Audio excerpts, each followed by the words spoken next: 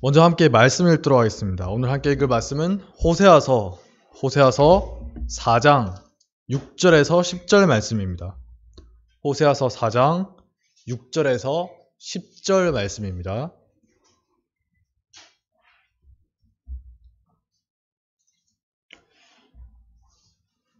제가 가진 성경으로 구약 성경 1260페이지쯤에 있습니다. 호세아서 4장 6절에서 10절 말씀을 다 함께 천천히 합독하도록 하겠습니다. 시작. 내 백성이 지식이 없으므로 망하는도다. 내가 지식을 버렸으니 나도 너를 버려 내 제사장이 되지 못하게 할 것이요. 내가 내 하나님의 율법을 잊었으니 나도 내 자녀들을 잊어버리리라. 저희는 번성할수록 내게 범죄하니 내가 저희의 영화를 변하여 욕이 되게 하리라. 저희가 내 백성의 속죄 제물을 먹고 그 마음을 저희의 죄악에 두는도다. 장차는 백성이나 제사장이나 일반이라. 내가 그 소행대로 벌하며 그 소위대로 갚으리라. 저희가 먹어도 배부르지 아니하며 행음하여도 수요가 더하지 못하니 이는 여호와 좇기를 그쳤음이니라. 아멘. 제가 잠시 기도하겠습니다. 하나님, 이렇게 오늘도 저희가 함께 모여서 주의 말씀을 나누며 주님께 기도하고 찬양할 수 있게 해주심에 감사드립니다. 하나님, 이 시간 또 주님께서 저희에게 주신 말씀을 놓고 성경 말씀에 대하여 저희가 좀 더 깊이 알고자 하오니 저희의 마음을 열어서 깨닫게 하여 주시옵시고, 또한 그들에게 주셨던 말씀과 그들에게 주셨던 역사적 정황들이 오늘날 우리 삶 속에서도 말씀으로 살아 역사할 수 있도록 은혜 내려 주시옵소서. 이 모든 말씀 예수 그리스도의 이름으로 감사드리며 기도 올렸습니다. 아멘. 네, 호세아서 네 번째 시간입니다. 오늘 주제는 오늘 본문에서 제사장에 대한 내용이 많이 나왔죠. 호세아서에 나오는 제사장들은 과연 누구인가 하면서 북이스라엘의 종교 정책이 어떻게 변해갔는가, 거기에 대해서 한번 생각해 보도록 하겠습니다. 우리가 호세아서를 읽다 보면 무심코 지나치게 되는 부분들이 있어요. 바로 오늘 읽었던 것처럼 제사장에 대한 내용입니다. 오늘 함께 읽은 말씀은 특별히 제사장들에 대한 하나님의 질타의 말씀들이죠. 여기 나온 제사장들이 5장 1절에서도 언급되고 6장 9절에서는 심지어 이렇게 나와요. 강도떼가 사람을 기다린 같이 제사장의 무리가 세겜길에서 살인하니 그들이 참으로 악을 행하였느니라. 어떻습니까? 오늘 말씀과 함께 여기서 느껴진 하나님의 심정이 어때요? 마치 원래는 그리하지 말아야 하는 자들이건만 너희가 어찌하여서 그렇게 하느냐, 이런 절절한 심정이 느껴지죠. 오늘 함께 읽은 말씀에도 그게 잘 드러나요. 네가 지식을 버렸으니 나도 너를 버려서 나의 제사장이 되지 못하게 할 것이요. 장차는 백성이나 제사장이나 동일함이라. 앞서 나온 4장 4절에서도 백성들의 패역함에 대해서 하나님이 제사장들에게 그 책임을 물으십니다. 제사장들은 레위인들과 함께 평소에 이스라엘 백성들을 말씀으로 잘 가르치고 본을 보여야 되는 그런 존재이기 때문이에요. 여기까지만 하면 누구든지 다 동의할 거예요. 제사장들은 원래 그런 존재로 부름받고 세워지고 임명된 자들이지. 그래서 독자들은 호세아서에 나오는 제사장들에 대한 이런 비판들을 마치 당연한 것처럼 여기고 지나가 버리기가 쉽습니다. 저도 예전에 많이 그랬는데요. 왜냐하면 다른 예언서들을 봐도 제사장 집단에 대한 비판이 많이 나오거든요. 그럼 이거는 어떻게 보면 자연스러운 반응이 아닙니까? 자연스러운 내용이 아닙니까? 그렇게 생각하거든요. 하지만 우리는 어느샌가 한 가지 중요한 점을 놓치고 있는 게 아닌가 생각해 볼 필요가 있습니다. 하필이면 호세아서에서 제사장에 대해서 이런 뉘앙스의 말이 나오는 게 혹시 놀라운 분 없습니까? 호세아가 활동한 지역이 어디죠? 북이스라엘이죠. 남유다가 아니라 북이스라엘인 것에 주목하셔야 됩니다. 다윗 이래로 성전이 파괴되기 전까지 정통성을 유지하면서 끊임없이 이어져 왔던 남유다의 제사장 집단이 아니라 성전과 분리된 채 정치권의 영향을 끊임없이 강하게 받았던 북이스라엘의 제사장 집단이에요. 호세아서를 읽다 보면 이 제사장 집단에 대한 하나님의 애증어린 시선을 읽을 수가 있거든요. 애와 증이 함께 있는 거죠. 근데 북이스라엘의 제사장 제도가 원래 어떻게 됐냐, 그 특성을 알고 있는 사람들에게 이걸 굉장히 이해하기 어려운 부분입니다. 왜냐하면 하나님이 북이스라엘의 제사장들에 대해서 애정을 갖고 말씀하신다는 것은 있을 수가 없는 일이거든요. 너희가 원래는 그렇게 하지 말아야 한 집단이었으나 너희가 어찌하여 이렇게 하느냐, 이런 식의 말은 어떻습니까? 제사장 직이나 제사장의 역할 자체에 대해서는 긍정하는 거고 애정을 갖고 있다는 그런 의미죠. 네, 원래는 그래야 되는데 왜 그러지 않느냐. 하지만 북왕국의 제사장 제도가 어떻습니까? 여러분 열왕기서 읽어보셨죠? 시작부터 뒤틀리고 왜곡됐어요. 하나님의 정통성이라고는 찾아볼 수가 없는 상태였습니다. 북이스라엘의 초대왕이었던 여로보암 1세라는 왕이 있거든요. 그 사람이 어떻게 했냐, 하나님 율법을 보면 제사장은 누구만 될 수 있었죠? 아론의 후손만 제사장이 될 수 있었어요. 하지만 여로보암 1세는 율법의 말씀을 무시하고 자신에게 뇌물을 바친 사람들을 제사장으로 삼아버립니다. 그러니까 호세아서에서 북왕국의 제사장들은 원래 어때요?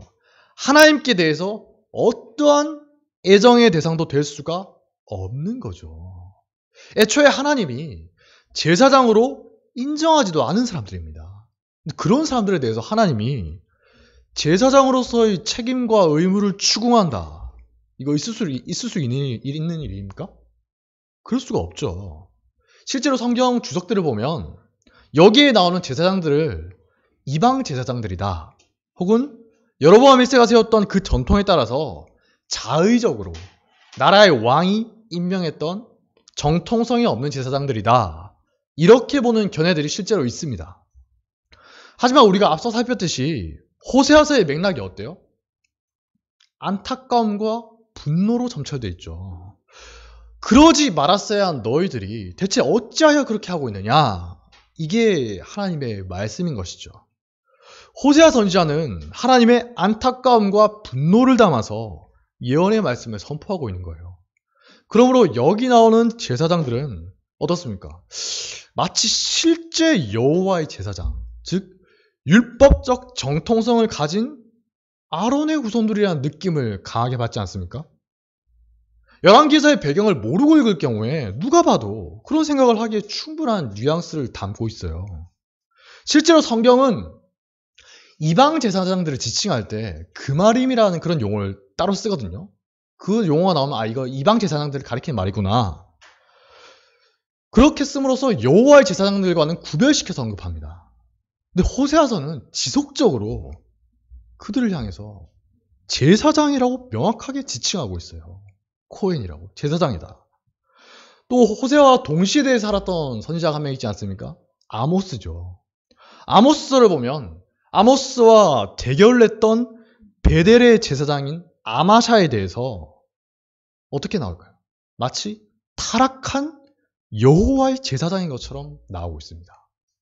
상식적으로 생각했을 때 아무 자격이 없는 사람들에 대해서 하나님이 이 정도로 말씀하셨다, 그렇게 생각하긴 힘들지 않습니까? 아모스 선지자와 호세아 선지자 모두 다 어떻게 하냐, 자기 시대에 살았던 북이스라엘의 제사장들에 대해서 너희들은 가짜다, 너희는 하나님의 제사장이 애초에 아니다 라고 질책하는 말을 전혀 하지 않는 거예요. 심지어 하나님조차도 그들의 정통성에 대해서 의문을 제기하는 말씀은 전혀 하지 않으십니다. 오직 그들은 자신들이 혈통적으로 이어받았던 정당한 제사장 직분에 어울리지 않는 악한 생각과 악한 행위로 인해서 정죄받고 있을 뿐이에요. 그렇다면 분명히 시작부터 뒤틀렸던 북이스라엘의 제사장 제도는 대체 어떤 일을 겪은 것일까? 오늘은 이 부분을 역사적으로 추적해가면서 호세아서에 나오는 오늘 우리가 읽었던 제사장들은 과연 진짜인가 가짜인가, 그리고 북이스라엘의 여호와 종교는 어떤 과정을 거쳐왔는가, 그걸 한번 살펴보려고 합니다. 네, 여로보암의 종교개혁 있죠. 종교개혁. 그냥 종교 개혁의 시작입니다. 남북으로 갈라진 후에 남유다에는 어땠습니까? 여전히 다윗의 제도를 고스란히 따랐어요. 하지만 북왕국에서는 시작부터 급격한 변화가 있었죠. 여로보암 1세가 1년의 종교 개혁을 일으킵니다. 자기는 종교 개혁이라고 했겠죠. 첫 번째 뭐냐? 우선 백성들이 예루살렘, 남유다에 있는 성전으로 몰려가는 것을 방지하기 위해서 단과 베델이라는 지역에 금송아지를 세워서 섬기게 했어요. 마치 출애굽기에 나오는 것처럼 말입니다. 두 번째, 하나님 세우셨던 율법에 나온 절기들을 비슷하게 해서 바꿔서 자기 임의대로 정했어요. 세 번째, 일반 백성이라 할지라도 자기가 세운 산당의 제사장으로 삼았습니다. 열왕기 저자는 누구든지 자원하면 그 사람을 산당의 제사장으로 삼았다고 해요. 여기에 대해서 역대기 기자의 기록을 보면 더 자세하게 나옵니다. 역대하 11장 13절에서 16절을 보면 북이스라엘에서 남유다로 망명해온 사람들이 나오거든요. 그 사람들이 이렇게 말합니다.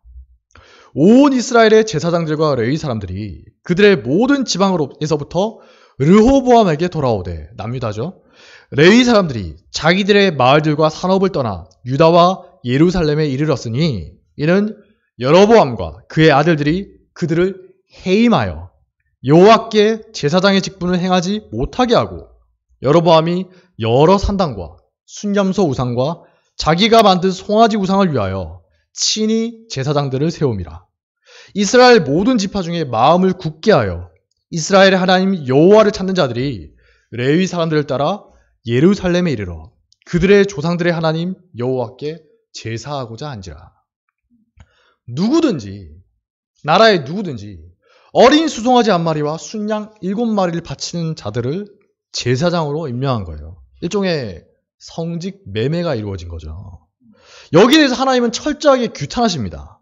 열왕기상 13장 2절을 보니까 이미 그때에도, 여로보암 1세 때에도 이렇게 말씀하십니다. 다윗의 집에 요시아라 이름을 하는 아들을 낳으리니 그가 너희 위에 분향하는 산당 제사장을 너희 위에서 제물로 바칠 것이요 또 사람의 뼈를 너희 위에서 사르리라. 하나님이 보실 때 여로보암이 세웠던 북왕국의 제사장들은 어때요? 하나님의 심판을 받아야 하는 그런 대상에 불과했던 거예요. 북왕국의 제사장 제도는 단순히 남유다처럼 부패하거나 타락한 정도가 아니라 아예 하나님과 아무런 상관이 없는 우상의 제도고 이방인의 것으로 바뀌어버린 거죠. 흥미로운 건 당시에도 이것에 대해서 상당한 문제의식을 북왕국 백성들도 공유하고 있었다는 거예요. 역대하 13장을 보면 유다왕 아비야라는 사람과 여로보암 1세가 전쟁을 벌이는 장면이 나옵니다. 근데 이때 아비야가 전쟁을 하기 전에 산 위에 올라가서 북이스라엘 군사들을 향해서 한바탕 연설을 하거든요. 내용이 다음과 같습니다. 이제 너희가 또 다윗 자손의 손으로 다스리는 여호와의 나라를 대적하려 하는도다. 너희는 큰 무리요 또 여로보암이 너희를 위하여 신으로 만든 금송아지들이 너희와 함께 있도다. 너희가 아론 자손인 여호와의 제사장들과 레위 자손들을 쫓아내고 이방 백성들의 풍속을 따라 제사장을 삼지 아니하였느냐? 누구를 막론하고 어린 수송아지 한 마리와 순양 7마리를 끌고 와서 장립을 받고자 하는 자마다 허무한 신들의 제사장이 될 수 있도다. 우리에게는 여호와께서 우리 하나님이 되시니 우리가 그를 배반하지 아니하였고 여호와를 섬기는 제사장들이 있으니 아론의 자손이요 또 레위 사람들이 수종들어 매일 아침 저녁으로 여호와 앞에 번제를 드리며 우리는 우리 하나님 여호와의 계명을 지키나 너희는 그를 배반하였느니라. 하나님이 우리와 함께하사 우리의 머리가 되시고 그의 제사장들도 우리와 함께하여서 전쟁의 나팔을 불어 너희를 공격하느니라. 이스라엘 자손들아, 너희 조상들의 하나님 여호와와 싸우지 말라. 너희가 형통하지 못하리라. 지극히 종교적인 말이죠. 전쟁터 한복판에서 이런 연설을 하는 사람이 누가 있어요? 근데 이런 연설을 했다는 것은 상호간에 서로 공감하는 내용이 있었다. 이걸 전제로 하는 거잖아요. 이 옛날에 병법서 중에 손자병법이라는 책에 나온 것처럼 전쟁을 할 때 우리는 그냥 힘만 세면 장땡이다 이렇게 생각할 수 있겠지만 전쟁을 할 때 언제나 서로 우리 편에게 명분이 있고 상대편은 불의하다. 그러니까 전쟁을 하는 것이다. 이걸 주장해야 한다고 하거든요. 왜냐? 이게 군사들의 사기에 크게 영향을 끼치기 때문이라고 합니다. 근데 여기서 아비야가 이런 연설을 했다는 것은 어때요? 그 말이 아군과 적군에게 동시에 먹힐 만한 말이다. 그렇기 때문이겠죠. 만약에 상대가 듣고 나서 전혀 납득하지 않을 그런 종교적인 말을 이렇게 길게 외쳤다. 이렇게 생각하기는 힘들지 않습니까? 북이스라엘에는 여전히 전통적인 여호와 신앙을 가진 사람들이 있었고 자기들이 현재 정상적이지 않은 상태에 있다. 그런 의식이 널리 퍼져 있었겠죠. 우리는 여기에 대한 증거를 또 다른 곳에서 발견할 수가 있어요. 역대하 15장 9절을 보면 유다왕 아사의 시대에 에브라임과 므낫세, 북이스라엘 지역이거든요. 에브라임과 므낫세 등에서 나와서 남유다에 거주하는 사람들이 많이 있었다고 합니다. 왜 그랬냐? 이거의 동기는 아사의 하나님 여호와께서 그와 함께 하심을 보고 아사에게로 돌아오는 자가 많았음이더라. 이렇게 하는 것이죠. 하지만 그런 사람이 있다 하더라도 서서히 계속 국가 정책이 그러니까 변해가지 않겠어요? 이렇게 여로보암 1세 때부터 일그러지기 시작한 여호와 종교가 마침내 아합 왕 때에 이르러서는 국교가 바뀌게 됩니다. 아합은 어땠죠? 페니키아 지역의 왕이었던 엣바알이라는 사람의 딸 이세벨과 결혼합니다. 그럼으로써 역사에 남을 정도로 악한 왕이 돼요. 열왕기상 16장 30절부터 보니까 이렇게 말합니다. 오므리의 아들 아합이 그의 이전의 모든 사람보다 여호와 보시기에 악을 더욱 행하여 느밧의 아들 여로보암의 죄를 따라 행하는 것을 오히려 가볍게 여기며 시돈 사람의 왕 엣바알의 딸 이세벨을 아내로 삼고 가서 바알을 섬겨 예배하고 사마리아에 건축한 바알의 신전 안에 바알을 위하여 제단을 쌓으며 또 아세라상을 만들었으니 그는 그 이전에 이스라엘의 모든 왕보다 심히 이스라엘 하나님 여호와를 노하시게 하였더라. 대체 왜 이렇게 됐을까? 21장 25절을 보니까 예로부터 아합과 같이 그 자신을 팔아 여호와 앞에서 악을 행한 자가 없음은 그를 그의 아내 이세벨이 충동하였습니다. 열왕기서를 보면 아합은 아내였던 이세벨에게 끌려다니는 인물로 나와요. 자동적으로 어떻겠습니까? 북왕국의 종교정책은 이세벨의 영향을 지대하게 받게 되는 거죠. 엘리야 선지자의 말을 통해서 우리는 아합 시대에 정통적인 여호와 종교를 따르려는 사람들을 어떻게 했냐? 체계적으로 탄압하고 죽이기까지 했다. 이걸 알 수가 있는 거죠. 열왕기상 19장 10절을 보면 엘리야가 하나님께 이렇게 부르짖습니다. 이스라엘 자손이 주의 언약을 버리고 주의 제단을 헐며 칼로 주의 선지자들을 죽였으며며 오직 나만 남았거늘. 이거 마치 히스기야나 요시야 시대에 종교개혁하면서 우상 숭배자들이나 우상 제사장들을 척결하는 그런 모습을 연상시키지 않습니까? 단을 헐고 선지자들을 모조리 죽여버렸다. 여호와만을 믿으려는 사람들이 그 나라에서 겨우 7,000명만 남았어요. 그것도 그 사실을 숨기면서 살아야 했을 정도죠. 18장 13절을 보니까 숨겨진 신자 중에 한 명이었던 오바댜라는 사람이 엘리야에게 말합니다. 이세벨이 여호와의 선지자들을 죽일 때 누가 그랬다고요? 이세벨이. 아합은 이세벨의 영향으로 인해서 나라의 국교를 바꾸고 더 나아가서 여호와 종교를 극심하게 탄압했던 겁니다. 따라서 우리는 북이스라엘의 종교는 철저하게 세속화되고 정통성을 상실했으며 심지어는 어떻게 됐죠? 안티 여호와, 반 여호와에 가깝게 변해버렸구나. 그걸 알 수가 있는 거죠. 특히 제사장 집단에 대해서 하나님이 긍정적으로 보실 여지가 전혀 없어진 거예요. 정통 제사장들은 모두 해임됐고 누구든지 제물을 바치면 제사장이 될 수 있었던 겁니다. 나중에는 그것도 모자라서 어떻게 하죠? 여호와 하나님만 믿는 사람은 죽임당할 정도였어요. 이게 북이스라엘의 종교적 상황이었던 겁니다. 하지만 이제 아합이 죽은 후에 상황이 조금씩 변하기 시작하죠. 아합이 죽은 후에 아합의 아들이었던 아하시아라는 사람이 왕이 됐지만 금방 죽어버리고 말아요. 아하시아가 미처 자식을 남기지 못하고 죽었기 때문에 형제에게 왕위가 가겠죠. 아합의 또 다른 아들이었던 여호람이라는 사람에게 넘어갑니다. 근데 이 여호람이라는 사람이 굉장히 흥미롭습니다. 자기 아버지와는 상당히 다른 종교 정책을 취한 걸로 나오거든요.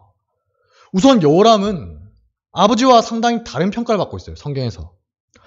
물론 그도 여호와 보시기에 악을 행하였지만 그의 부모와 같이 하지는 않았으며 그의 아버지가 만든 바알의 주상을 없앴다고 합니다.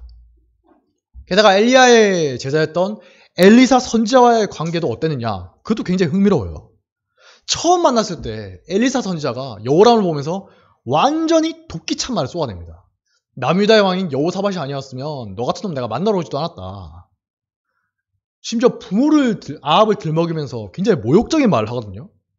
근데 그런 말을 들었는데도 여호람이 화를 내기는커녕 오히려 여호와의 이름을 언급하면서 선지자의 도움을 구합니다. 오히려 선지자를 달래는 거예요. 그러지 마시고 제발 좀 도와주십시오. 여호람의 이런 반응에도 엘리사가 태도를 바꿨을까요? 아니에요. 공격적인 자세를 여전히 풀지 않습니다. 하지만 여기에 대해서 여호람이 어떤 부정적인 반응을 보였다. 이런 내용 전혀 나오지 않고 오히려 선지자의 말에 순종한 것으로 보입니다. 어떻게 했냐? 열왕기하 3장 11절부터 14절에 나오듯이 물 한 방울 없는 골짜기에 개천을 판 거예요. 여기 이제 물이 흐를 거다. 광야에서. 허무맹랑하잖아요. 하지만 믿고 그대로 순종한 겁니다. 선지자를 향해서 자신 너는 나의 대적자다 라고 말했던 아버지 아합과 다르게 여호람은 아버지와 엘리야의 오랜 대결을 보면서 그리고 나봇 사건에 대한 아버지의 후회하고 회개하는 반응을 보면서 많은 것을 생각하게 됐던 것 같습니다. 무엇보다도 충격적인 것은 여호람이 당시의 북왕국의 국교였던 바알교의 주상을 없애버렸다는 거예요. 여호람이 즉위하던 시기에 아합에게 큰 영향을 끼쳤던 어머니 이세벨이 아직도 살아있었거든요. 살아있던 시기였음에도 불구하고 나중에 예후에 의해서 죽임당할 때까지 이세벨의 모습이 전혀 드러나지 않아요. 이건 같은 아합의 아들이었던 자기 형 아하시아의 모습과 대조되는 거죠. 아하시아에 대해서는 성경이 분명히 이렇게 말합니다. 그의 아버지의 길과 그의 어머니의 길을 따랐다. 이렇게 비판하거든요. 그렇기 때문에 우리는 여호람이 아합과 자기 형 아하시아와 다르게 어머니 이세벨의 영향으로부터 상당히 자유로웠구나. 이걸 알 수가 있는 거죠. 성경은 북이스라엘에 있었던 왕들에 대해서 일관적으로 부정적인 말을 하지만 어쩌다가 가끔 그의 죄악이 다른 사람에 비해서 덜했다. 약간 긍정적인 뉘앙스의 말을 하는 경우가 있거든요. 여호람이 그런 경우인 거예요. 여호람은 아까 있었던 사건 이후에 엘리사에게 뭔가 좋은 인상을 줬던 것 같습니다. 이후에 아람 왕이 북이스라엘에 위에 있었던 아람이랑 나라가 맨날 싸웠거든요. 아합도 아람과 싸우다가 죽었어요. 아람 왕이 자기 군대 장관이었던 나아만 아시죠? 나아만의 치료를 위해서 편지를 보내고 이 사람의 문둥병을 고쳐달라 하니까 거기에는 그냥 이스라엘 왕이라고만 나오는데 이게 여호람입니다. 여호람이 옷을 찢는 장면이 나오잖아요. 나보고 어떻게 나병을 고치라는 거냐. 이거 전쟁하자는 거다. 그런데 이때 흥미롭게도 엘리사 선지자가 원수의 아들이었던 여호람의 소식을 듣고서 이렇게 말합니다. 왕이 어찌하여 옷을 찢었나이까? 그 사람을 내게로 오게 하소서. 그가 이스라엘 중에 선지자가 있는 줄을 알리이다. 이전과 다르게 상당히 온정적으로 여호람을 대하고 있죠. 또 엘리사는 여기서 그친 게 아니에요. 지속적으로 여호람을 도와줍니다. 한두 번이 아니라 계속 여호람이 위험에 처하지 않도록 직접적인 조언을 해준 거예요. 이거를 적국이었던 아람 사람들도 다 알고 있을 정도로 유명한 관계였던 거예요. 그래서 아람이 어떻게 합니까? 엘리사를 먼저 없애야겠다. 엘리사를 제거하기 위해서 도단이라는 성읍을 둘러싸는데 하나님이 도와주셔서 쳐들어왔던 많은 아람 군사가 어떻게 됩니까? 여호람이 있는 사마리아로 인도되어서 다 포로가 돼요. 전부 다 장님처럼 된 겁니다. 이때 여호람이 완전 신이 났겠죠. 자기 적국에 수많은 군사가 지금 포로로 와 있으니까. 그래서 두 차례에 걸쳐서 말합니다. 내가 7위일까? 내가 7위일까? 안달이 난 거예요. 근데 흥미로운 점은 이때 엘리사에게 이렇게 말합니다. 내 아버지여. 정말 친근하게 부르는 거죠.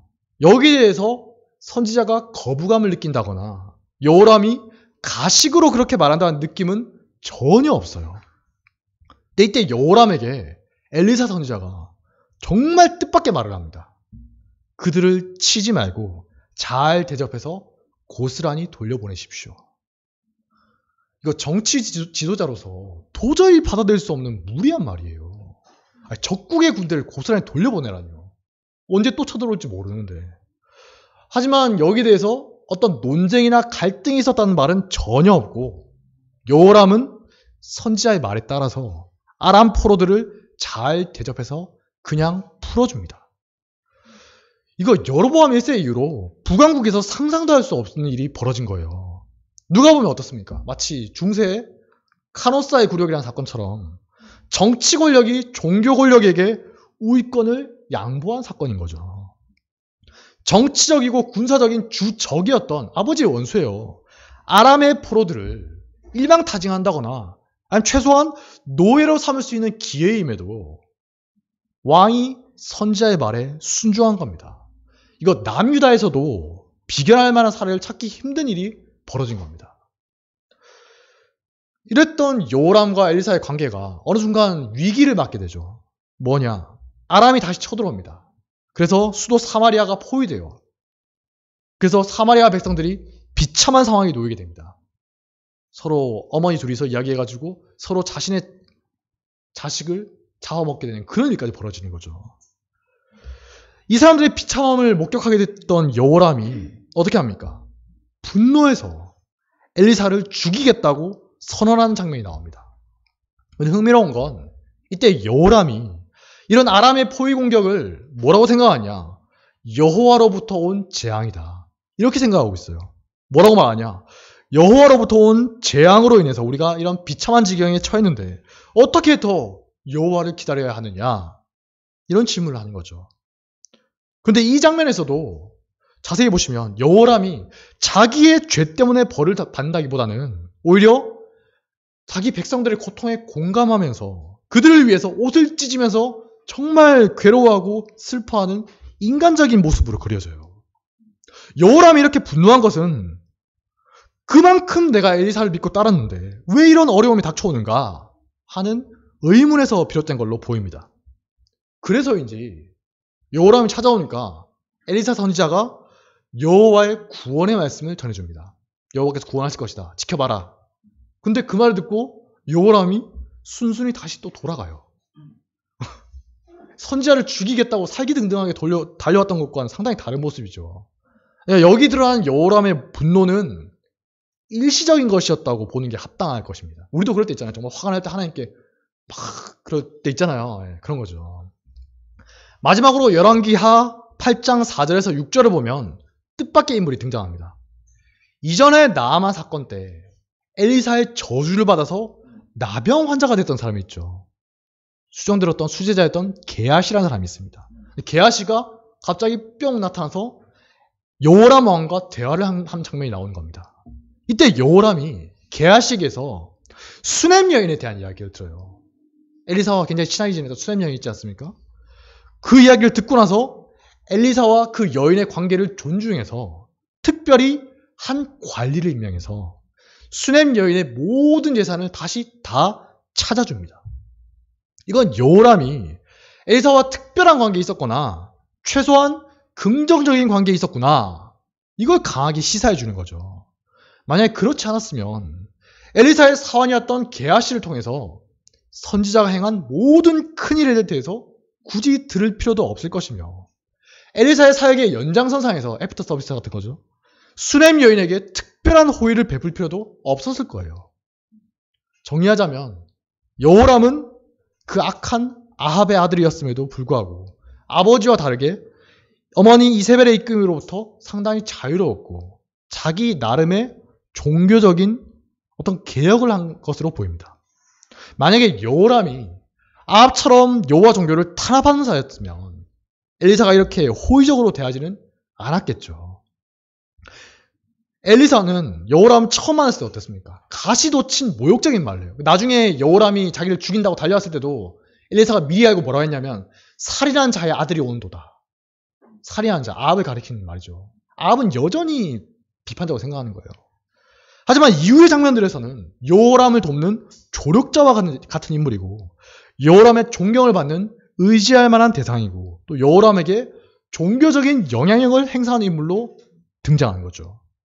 아합에 대해서 엘리야가 끝까지 대적자로 나온 것과는 상당히 다릅니다. 그러므로 우리는 여호람 때 이미 북이스라엘에서 뭔가 일정한 종교적인 변화가 있었구나. 이걸 감지할 수가 있는 거죠. 최소한 아무리 적게 잡더라도 최소한 여호와 종교에 대한 합법화 작업이 있었던 거예요. 이게 마치 어떠냐, 합법화 작업이 있었으니까 성경에 나오는 것처럼 엘리사의 제자들이 학교를 세우고 거기서 교육받을 수 있었겠죠. 이게 어떤 거냐, 마치 로마의 콘스탄틴 황제가 밀라노 칙령이라는 걸 내려서 어떻게 합니까? 기독교를 공인을 하죠. 아직 국교화한 건 아닙니다. 공인을 해서 불법의 굴레에서 벗어나게 해준 것과 비슷한 거예요. 여전히 로마 제국 내에는 다양한 종교들이 있었고 콘스탄틴 황제 스스로도 공식적으로는 기독교인이 아니었지만 어쨌든 이제부터는 기독교를 믿어도 된다라고 종교적인 공인을 해준 거예요. 콘스탄틴 이후에 기독교는 테오도시우스 황제가 되어서야 국교로 인정받게 됩니다. 우리는 여호람을 이어서 북이스라엘 왕위에 올랐던 예후에 의해서 이것과 비슷한 작업이 이루어지는 것을 볼 수가 있습니다. 아합 때 정통 여호와 종교를 믿는 사람들이 죽임당하거나 숨어 살아야 했던 것과 다르게 여호람 때는 어떻죠? 여호와 종교를 공식적으로 인정해주는 수준에는 이르렀던 겁니다. 합법이 된 거예요. 믿어도 돼. 다음으로는 이제 예후라는 사람이 등장하죠. 예후는 여호람의 아들이 아닙니다.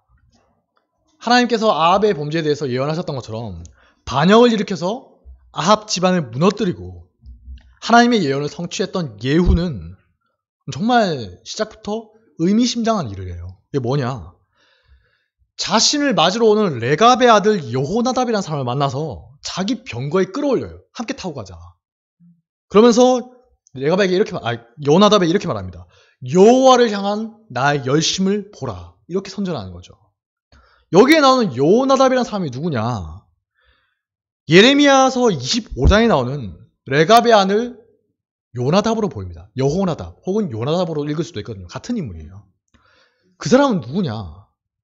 예레미야는 그때로부터 한참 뒤에 있는 사람이잖아요. 근데 그때 뭐냐? 남유다에서도 이름난 사람이었던 거예요.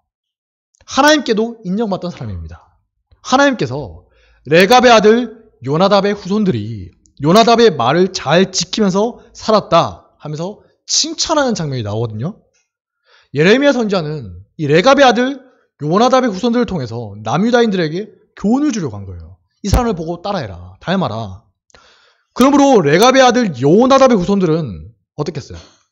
남유다에서 철저하게 여호와 신앙을 견지하면서 영적인 순수성을 지키는 집단으로 이름이 높았구나. 그걸 알 수가 있는 거죠. 소위 종교적 명문가였던 겁니다. 철저하게 믿는 사람이 누구냐 하면 그 여호나답 집안 있잖아. 이런 거죠. 그렇다면 우리는 예후가 이제 반역을 일으키잖아요. 길에서 만난 레갑의 아들 요나답에게 특별한 요청을 한 것을 이해할 수가 있게 되는 거죠. 북이스라엘에서도 어떻겠습니까? 레갑의 아들 요나답은 정통 여호와 신앙의 소유자로 이름이 높았던 거예요. 여호와 종교하면은 그 사람 있잖아. 바로 떠올리는 거예요. 그래서 예후가 반란을 일으키면 어떻습니까? 내가 옳다. 이런 명분을 내세워야 되잖아요. 정통성이 있어야 되잖아요. 그래서 반란을 일으키면서 자기에게 부족한 정통성을 확보하기 위해서 특별히 레갑의 아들 여호나답을 자기 편으로 만들었고 이걸 널리 홍보하기 위해서 자기 병거에 직접 태우고 달리면서 봐라 우리 이렇게 친한 사이다. 자기의 종교적인 정통성을 북이스라엘에게 널리 알렸던 거죠. 여호나답이 같이 했다고? 소문이 막 퍼져나갈 거잖아요. 다른 누구보다도 여호나답이 예후 정권의 정통성을 홍보해주는 게 가장 강력한 힘을 지녔기 때문이죠. 만약에 여호나답이 별 영향력이 없는 사람이었으면 지극히 현실주의적이었던 예후가 이렇게까지 할 필요는 없었겠죠.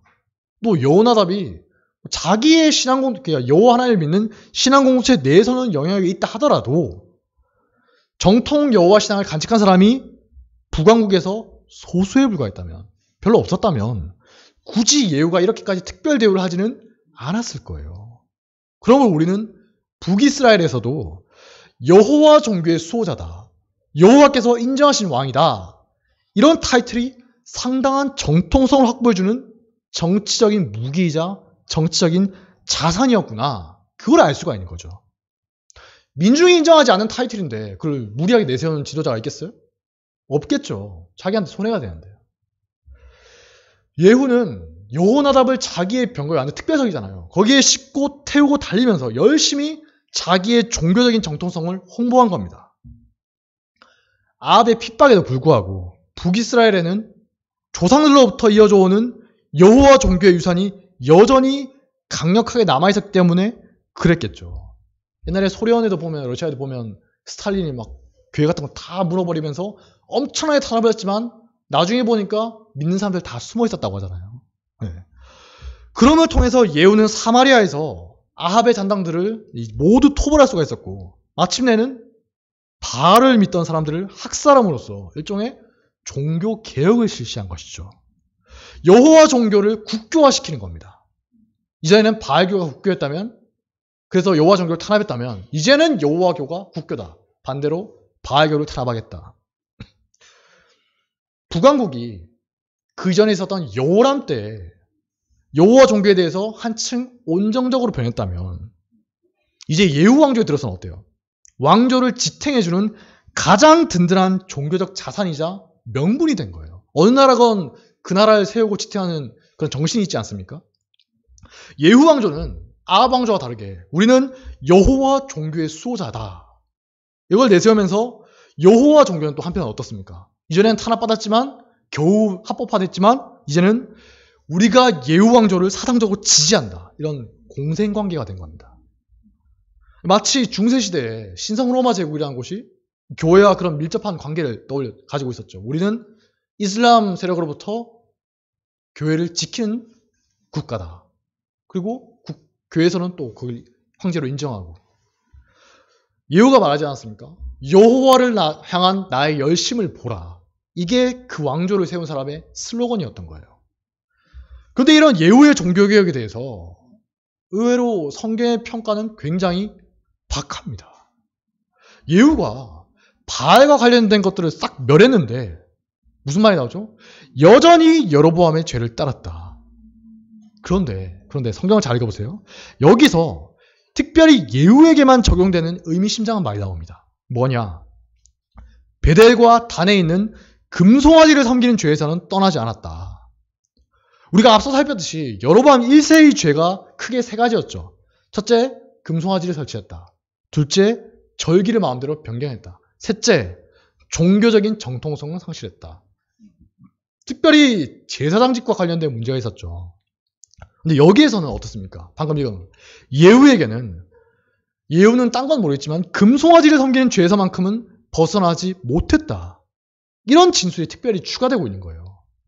이거 다른 왕들에게서는 발견되지 않은 거거든요. 다른 왕들은 그냥 여로보암의 죄를 따랐다, 이렇게만 나오지 예후처럼 어떤 특별한 죄가 지적되지는 않는 겁니다. 그렇다면 생각을 해봅시다. 여기서 특별히 금송아지 숭배가 지적된 이유가 뭘까요? 종교개혁을 하는 한복판에서 특별히 너 이 부분은 부족해, 어떤 부분이 미진하다라고 지적하는 것은 상식적으로 생각했을 때 어떨 것 같습니까? 그 지적된 부분을 제외한 다른 부분들은 개혁이 잘 이루어졌다는 의미겠죠. 그러니까 그걸 지적하는 거예요. 만약에 그렇지 않았으면 예후에 대해서도 그냥 여로보암의 죄를 따라갔다, 이렇게 지적하면 끝날 거예요. 하지만 바알교를 척결하고 여러 가지 종교개혁을 행했지만 안타깝게도 금송아지를 섬기는 죄만큼은 극복하지 못했다, 이게 의미심장하게 굳이 덧붙여져 있는 거죠. 북이스라엘 왕들이 금송아지 숭배만큼 없애지 못했던 이유가 뭘까요? 간단한 이유입니다. 정치적인 이유 때문이에요. 남유다에 있는 예루살렘 성전으로 외국으로 백성들이 계속 몰려가면 자기 왕위가 위태로울 수 있잖아요. 예후가 아무리 종교개혁을 했다 하더라도 이것만큼은 양보할 수가 없었던 거예요. 자기 왕위를 포기하는 거나 마찬가지니까. 금송아지를 철거하고 다시 솔로몬 때처럼 남유다로 제사 드리러 가라. 이렇게 하면 모든 백성들의 마음이 남유다로 쏠려버리겠죠. 그래서 예후도 이 죄에서만큼은 떠날 수가 없었던 겁니다. 하지만 금송아지에 대해서 성경 저자가 유독 엄격하게 평가했다면 상대적으로 다른 죄악들에 대해서는 개혁이 이루어졌겠구나. 그렇게 봐야 되지 않습니까? 절기라거나 제사당직의 정통성에 대해서는 그렇게 했겠죠. 만약에 제사당직의 회복이 없었다면 예후 왕조가 종교적인 정통성을 확보할 수가 있었을까요? 굉장히 어려웠겠죠. 아마 불가능했을 겁니다. 그리고 이건 직접적으로 왕권을 위협하는 게 아니잖아요. 그러니까 예후도 흔쾌혈하겠을 가능성이 높은 겁니다. 아론의 후손 중에 찾아서 제사장으로 세우도록 해. 근데 이때 한 가지 잠깐 짚고 넘어가겠습니다. 여전히 제사 지내는 곳에 있었던 금송아지. 금송아지의 의미가 대체 무엇일까?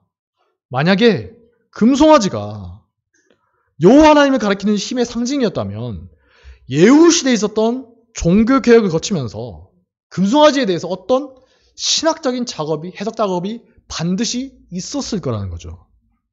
만약에 금송아지 숭배가 금송아지 자체를 섬기는 것이었다면 어땠을까? 이게 여호와 하나님이다. 금송아지를 봐라.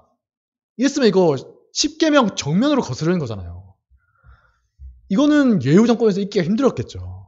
이거 완전 여호와 정면을 거스르는 겁니다. 그래서 출애굽식이 있었던 금송아지에 대해서도 어떤 학자들이 주장하는 것처럼 여호와는 묘사할 수 없는 분이시지만 새길 수 없는 분이시지만 이 금송아지에 타고 계신 분이 바로 그분이시다. 혹은 금송아지가 여호와의 힘과 권위를 상징한다. 그 자체가 아니라 이런 식으로 신학적 작업을 했을 게 분명하다는 거죠. 물론 여로보암 1세 때는 완전 막장이었으니까 금송아지가 여호와다 이렇게 급진적으로 해석했을 수도 있어요. 율법을 정면으로 거스르는 사람이었잖아요. 아론 계열의 제사장들을 파면할 정도였으니까 10계명을 어기는 것도 대수롭지 않게 생각했겠죠. 하지만 예후는 다릅니다. 여호와 종교를 왕조의 사상적 배경으로 삼고 있잖아요. 그렇게 일어났으니까 금송아지 자체를 숭배하는 사상은 허용할 수가 없었겠죠. 네, 그렇게 생각하시면 됩니다. 다음으로 예후의 아들이었던 여호아스가 있습니다. 여호아스는 어땠냐? 북왕국이 아람의 압박 때문에 계속 어려운 상황에 놓여 있었거든요.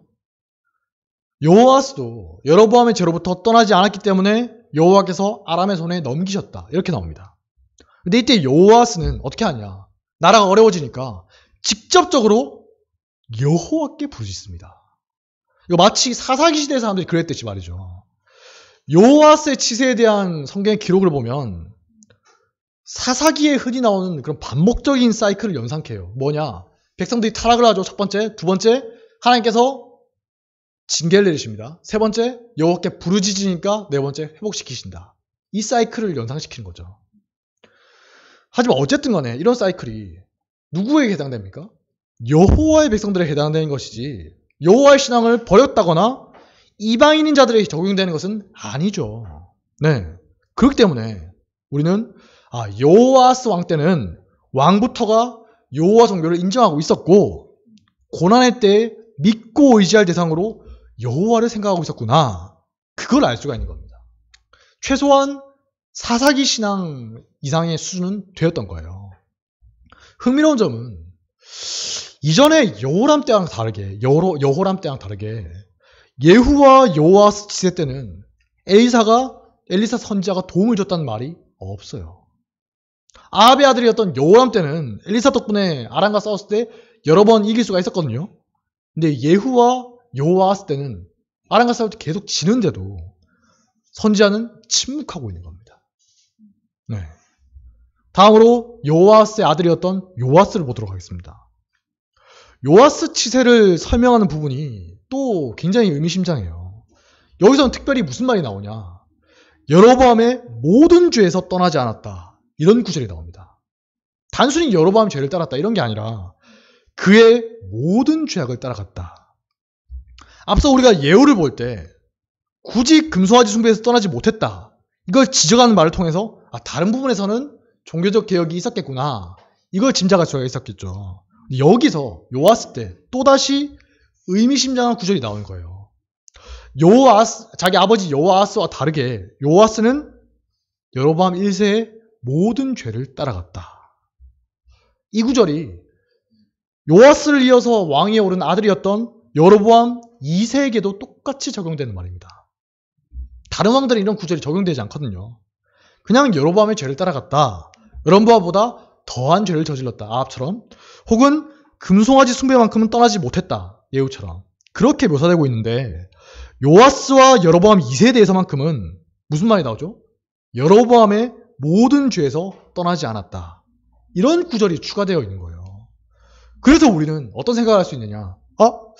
예후 때, 자기 할아버지 예후 때 금송아지 숭배로만 축소되었던 여로보암의 죄악이 예후의 손자대에 이르러서는 다시금 슬금슬금 확장된 게 아닌가, 이렇게 생각해 볼 수가 있는 거죠.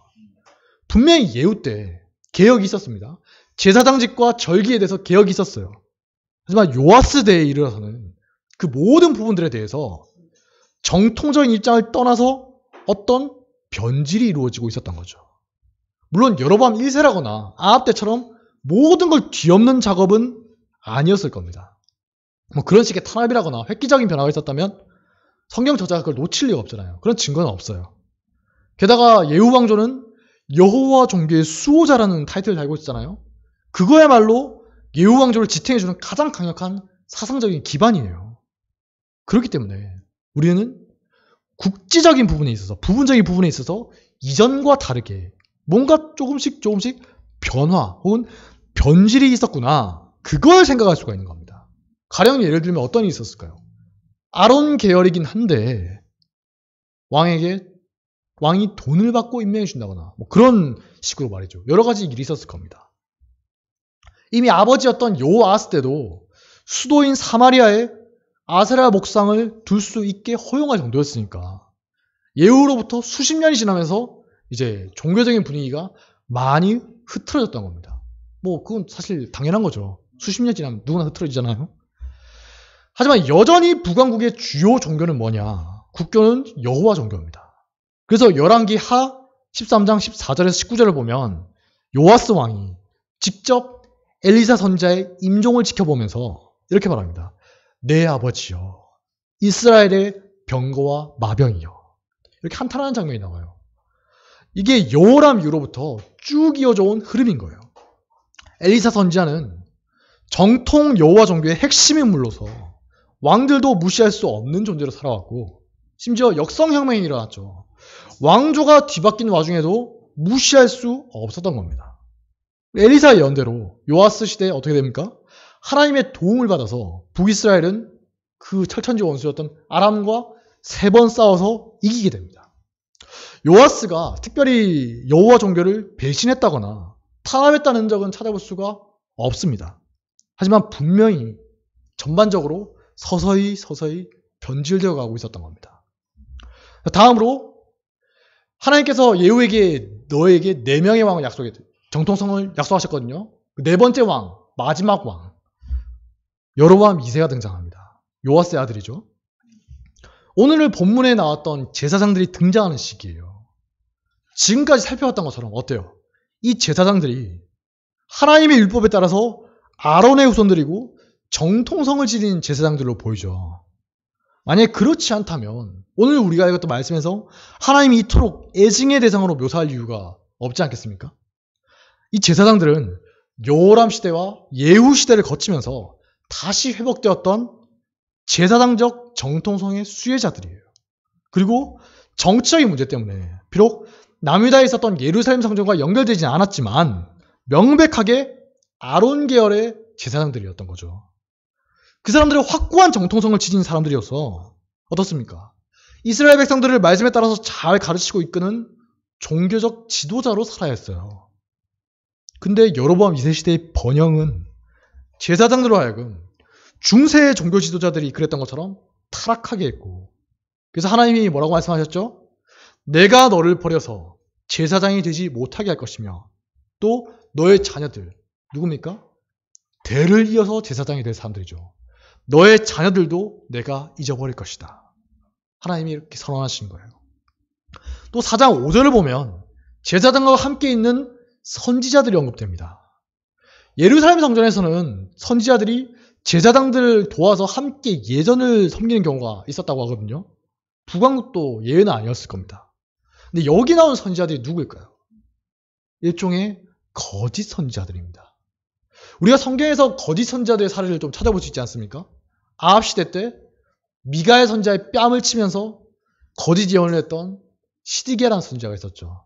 그리고 예레미야 선지자의 멍에를 뺏고 거짓 예언을 했던 하나니아라는 사람이 있습니다. 그 외에도 여러 거짓 선지자들이 있어요. 호세아서 6장 8절에서 9절을 보면 제사장들이 심지어 살인죄에 연루되고 있다는 게 고발되고 있어요.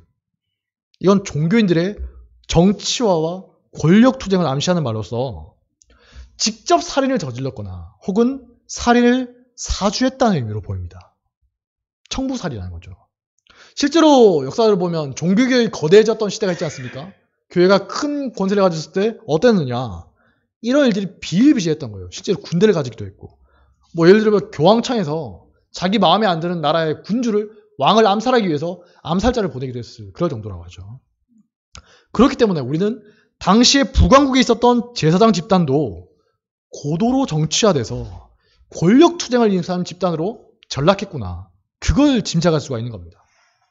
생각해 보십시오. 그렇게 정치화가 되고 이익 집단이 되기 위해서는 어떻습니까? 우선적으로 많은 지지를 받는 집단이 되어야 되지 않겠어요? 또 사회적 기득권이 돼야 되겠죠. 그게 없으면 이렇게 되기도 힘들잖아요. 자기들끼리 모여서 뭘 하겠어요. 예전에 제가 학교 다닐 때 이런 말 해준 적이 있습니다. 합신이 그나마 나은 것은 뭐 깨끗하거나 그런가 아니고 가진 게 별로 없었다. 네.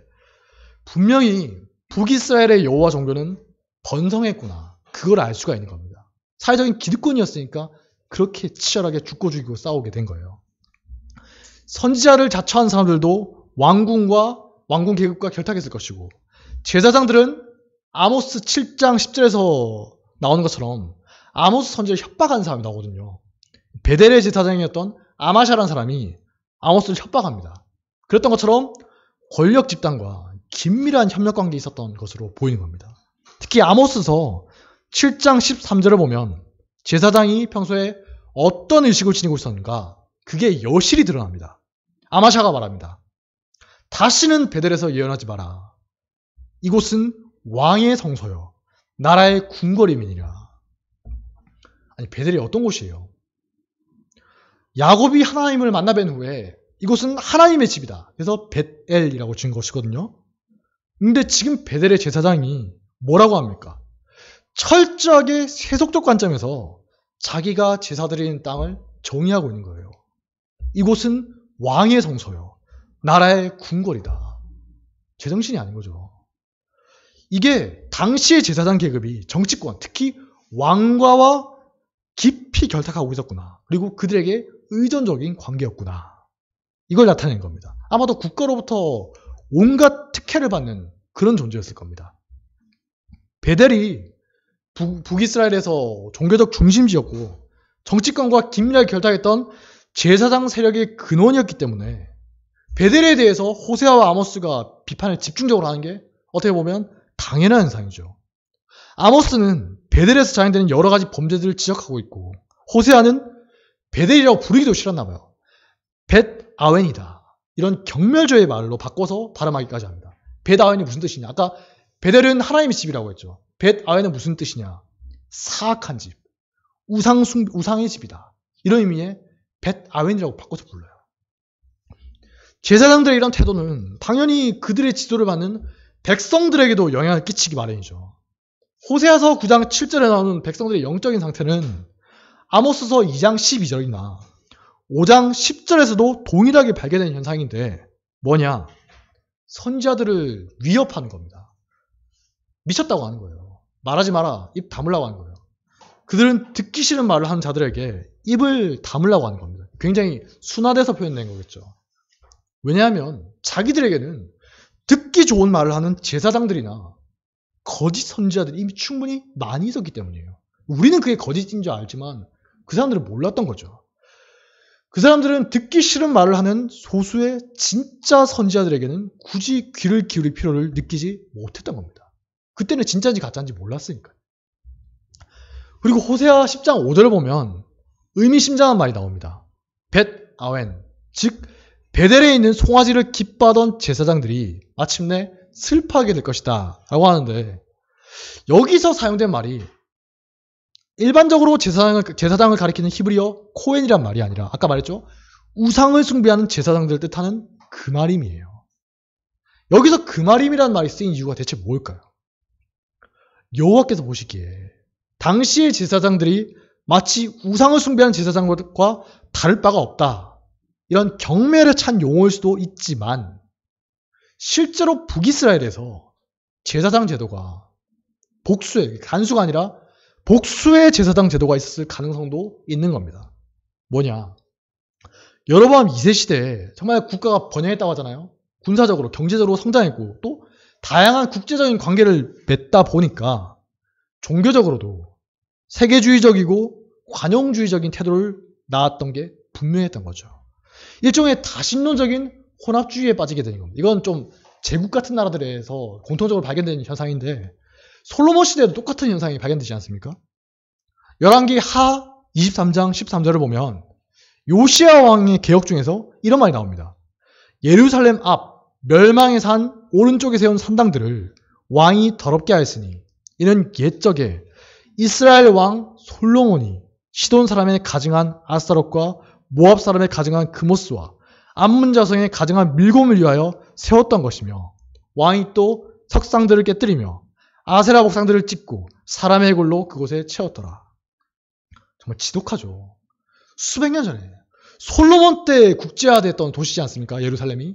그때 세워졌던 이방 신을 위한 산당들이 정말 끈질기게 살아남아서 요시야 때에 와서야 비로소 완전히 사라졌던 겁니다. 우리는 이미 여로보암 2세의 할아버지였던 여호아하스 때 수도 사마리아에 아세라상을 허용했다고 하죠. 세워도 돼. 아버지 요아스 때는 모든 부분에서 변질이 일어나고 있었구나, 그걸 알 수가 있는 겁니다. 여로보암의 모든 죄를 따라갔다. 여로보암 2세 시대에 있었던 나라의 번영은 그런 분위기를 더욱더 부채질했을 겁니다. 하지만 이런 종교적 다원주의와 혼합주의와 다신론적 분위기에도 불구하고 여호와 종교의 열심은 여전히 살아있었던 거예요. 아모스 5장 21절에서 22절을 보면 여호와께 바치는 절기라거나 성회라거나 각종 제사들이 번성했구나, 이걸 알 수가 있는 거예요. 오해하시면 안 됩니다. 이때 여호와 종교가 몰락했던 게 아닙니다. 극도로 번성했습니다. 그렇기 때문에 우리는 예후 때 시작됐던 종교개혁이 본질적으로 이어져 오긴 했구나, 이걸 알 수가 있는 거예요. 만약에 저 옛날에 있었던 여로보암 1세 시대의 그 끔찍한 종교적 변형이 계속되었다면, 그리고 요아스와 여로보암 2세가 국가 전반적으로 그런 반동적인 흐름을 일으켰다면, 만약에 그랬다면 전혀 다른 방식의 비판이 있어야 하지 않겠습니까? 하나님께서는 아모스에 나오는 이 종교적 행위들, 제사라거나 성회를 지키는 것들에 대해서 이 자체의 불법성을 지적하지는 않으세요. 마치 앞시대에 그랬던 거랑 상당히 다르죠. 여기서 어떻게 나오냐? 이사야서나 여러 선지서들에 나오는 것처럼 원래는 정당했던 하나님의 제사들과 절기들에 대해서 너희가 진정으로 그러지 않기 때문에 이제는 하나님이 받지 않으시고 부정적으로 여기신다, 이런 뉘앙스가 묻어나는 거예요. 당시에 이런 것들이 표면적으로는 충실하게 행해졌던 겁니다. 그렇지 않고 여호와 종교가 만약에 소수로 전락해버렸거나 그렇다면 굳이 이렇게 구구절절히 묘사되지는 않았겠죠. 이랬던 종교가 이제 어떻게 되어가느냐, 북이스라엘이 서서히 멸망을 향해 치닫지 않습니까? 여호와 종교는 그 이후로도 북이스라엘에서 계속 명맥을 이어갔던 걸로 보입니다. 심지어는 상당한 영향력을 지닌 상태로 말이죠.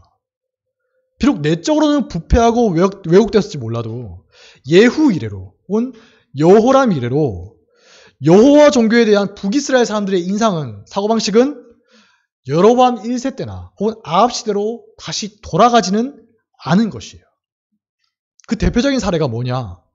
역대하에 나오는 포로 석방 사건입니다. 제가 예전에 한번 말씀드렸죠. 역대하 28장 8절에서 15절을 보면 놀라운 사건이 일어나거든요. 근데 그 사건이 일어난 시대가 언제냐? 북왕국에서 베가란 왕이 다스리던 시대입니다. 이때가 어느 때냐?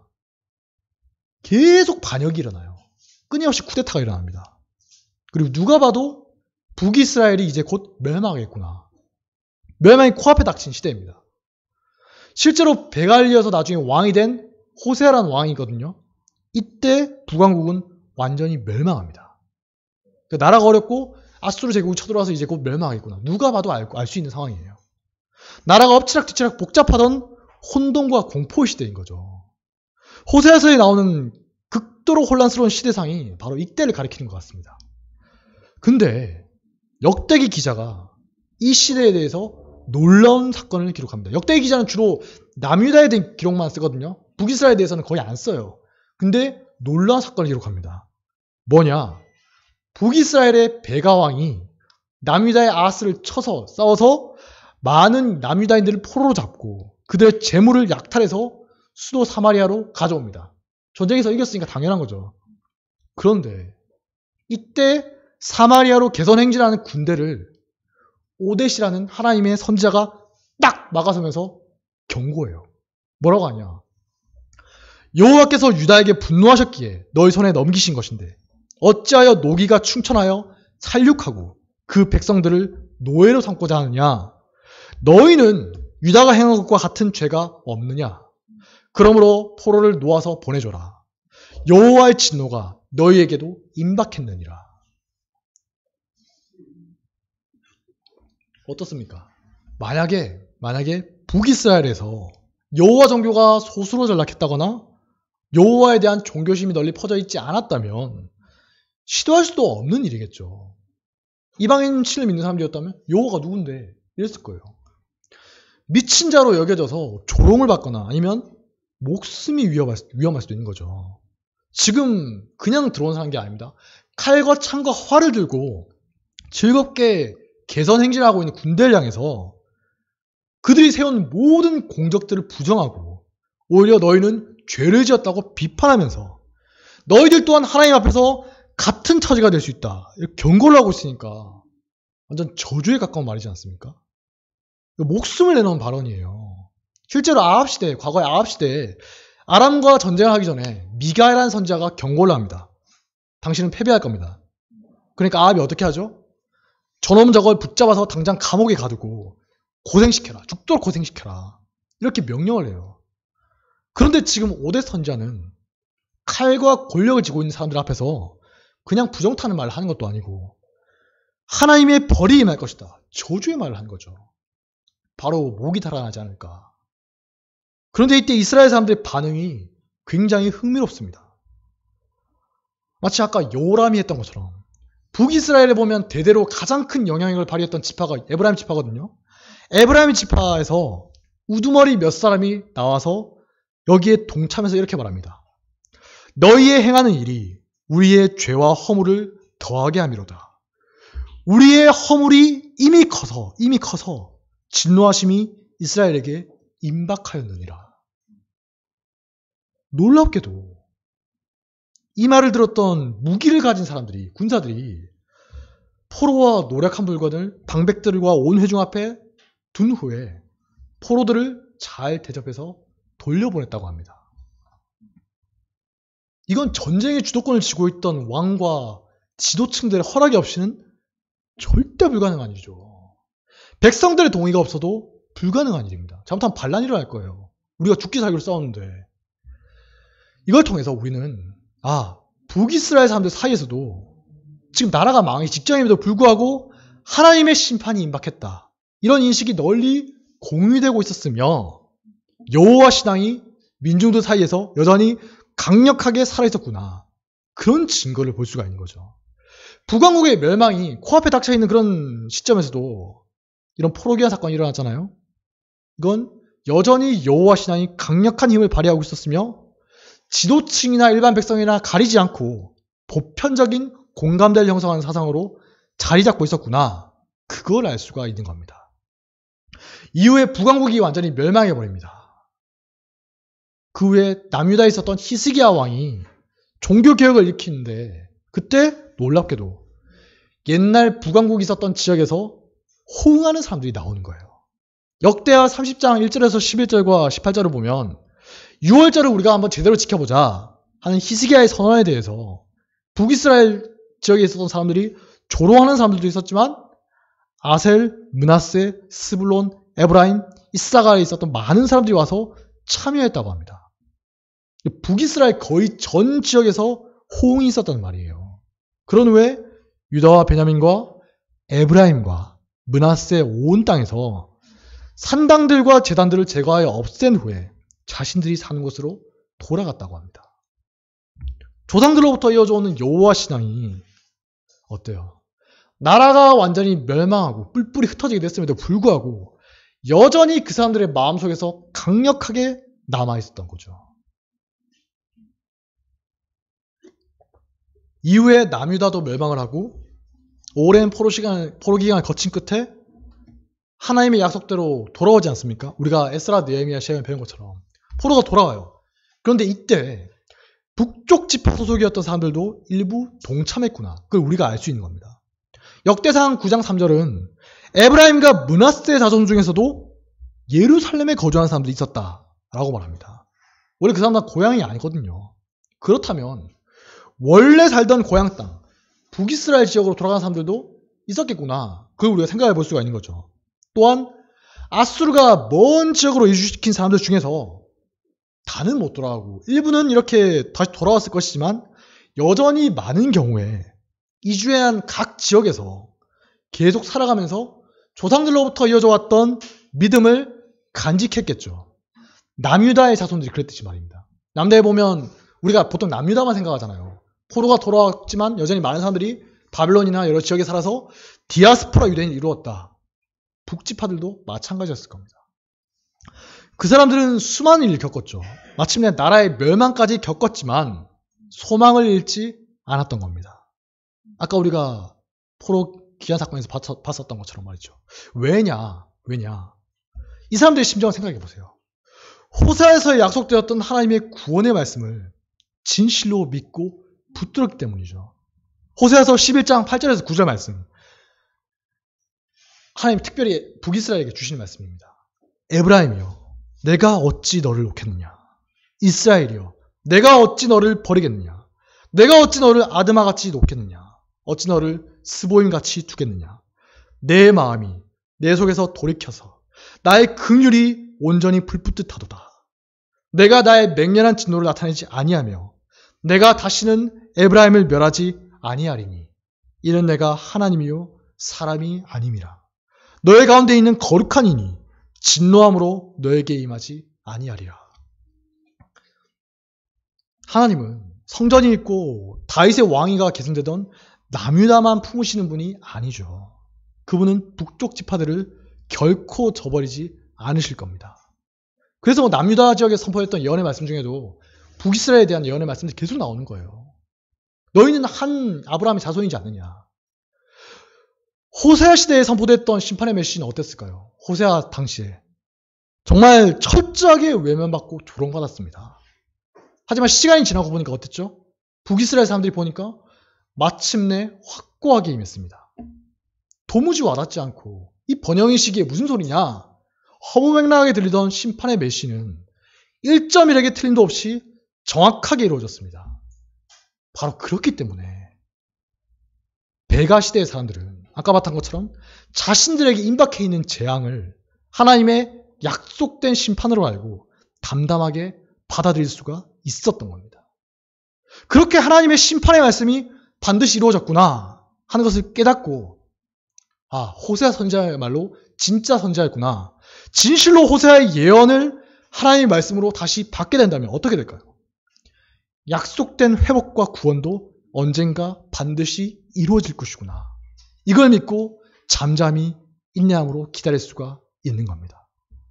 이렇게 하나님의 약속의 말씀들을 잊지 않고 우리들은 아브라함으로부터 이어오는 약속의 후손이다. 얘야, 그걸 기억하거라. 대대로 전승하면서 살던 사람들 중에 일부의 모습이 누굴까요? 요한복음에서 예수님과 만났던 사마리아 여인과 그 마을 사람들이죠. 그 사람들을 보면 이미 이후에 자기들에게 오실 메시아에 대한 약속의 말씀들을 간직하고 있었어요. 사마리아 여인 자기 입으로 말합니다. 이 메시아에 대해서 내가 알고 있습니다. 그러니까 예수님이 말씀하시죠. 네가 말하는 그 메시아가 바로 나다. 또한 예수님이 유대 지역 외에도 여러 곳을 근처에 다니시면서 전도를 하시는데 그때도 사역의 열매들이 있었어요. 이방인들도 있었지만 구손들도 살고 있었거든요. 사역의 열매들이 있었는데 이들 중에 많은 사람들이 예수님의 말을 듣고 당신 대체 무슨 말을 하는 거예요? 우린 처음 듣는 말입니다. 이렇게 하지 않고 그 말씀하시는 바를 믿고 받아들였다고 합니다. 이미 자기들이 알고 있던 예언의 말씀들이 이분을 통해서 성취되고 있구나. 그걸 깨달았기 때문입니다. 그리하여서 마침내 사도행전에 들어와서 빌립 집사의 사마리아 전도가 있고 또 베드로와 요한 사도가 사마리아로 가서 국계함을 통해서 이제 사마리아 지역에도 회복의 말씀과 메시아에 대한 예언의 말씀이 널리 전파되기 시작된 겁니다. 예루살렘과 사마리아와 땅끝까지 이르러 내 증인이 되리라 라고 하셨던 예수님의 말씀처럼 오래전에 예언되었던 하나님의 회복의 말씀들은 이제 북이스라엘의 자손들을 넘어서 이방인들에게까지 널리 퍼지게 된 것입니다. 네, 여기까지 하도록 하겠습니다.